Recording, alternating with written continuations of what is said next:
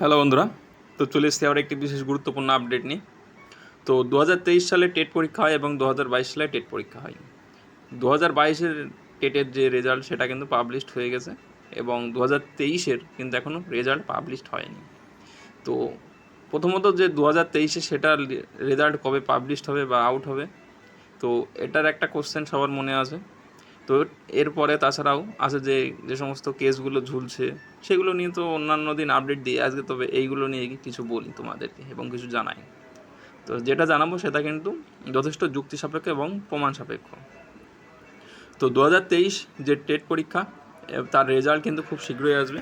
তো কবে আসবে এবং কবে ইন্টারভিউ হতে পারে তো সেটা আমি তোমাদেরকে জানাচ্ছি। তো তার আগে বলতে চাই বন্ধুরা, যারা ভিডিওটা দেখছো অবশ্যই সম্পূর্ণটা দেখো এবং দেখার পরে ভালো লাগলে লাইক করো, চ্যানেলে নতুন হলে সাবস্ক্রাইব করে দিও এবং যদি হেল্পফুল মনে হয় বন্ধুদের সাথে শেয়ার করো।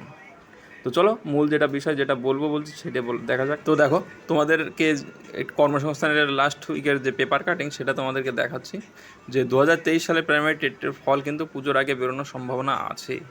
তো সম্ভবত 2022 ও 23 সালের যে টেট পরীক্ষা হয়েছে তার জন্য যে ইন্টারভিউ হয় অর্থাৎ রিক্রুটমেন্ট প্রাইমারির, তো সেটা কিন্তু একসঙ্গে হওয়ার সম্ভাবনা আছে, এটুকু তারা আশা করছে। এবং তারা যথেষ্ট কিন্তু রেপুটেড একটা সংস্থা, তারা কিন্তু কখনোই যা তা আর কি তাদের পেপারে ছাপে না। যখন তারা কোনো নিউজ পায় তখনই কিন্তু তারা সেটা দিয়ে থাকে। তো এটা হলো ব্যাপার।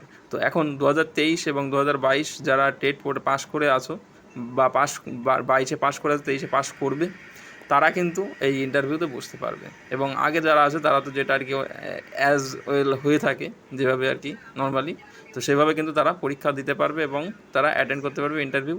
তো আমি বলবো যারা আর কি পরীক্ষা দিয়েছো এবং যারা 22-এ অলরেডি পাস করে আছো তাদেরকে যে তোমাদের ইন্টারভিউ কিন্তু প্র্যাকটিস করো এবং মক দাও, যাতে তোমাদের যদি ইন্টারভিউ পুজোর আগে বা পুজোর পরে যখনই হোক হয়, তাহলে তোমাদের যেন আর কি সমস্যা না হয়।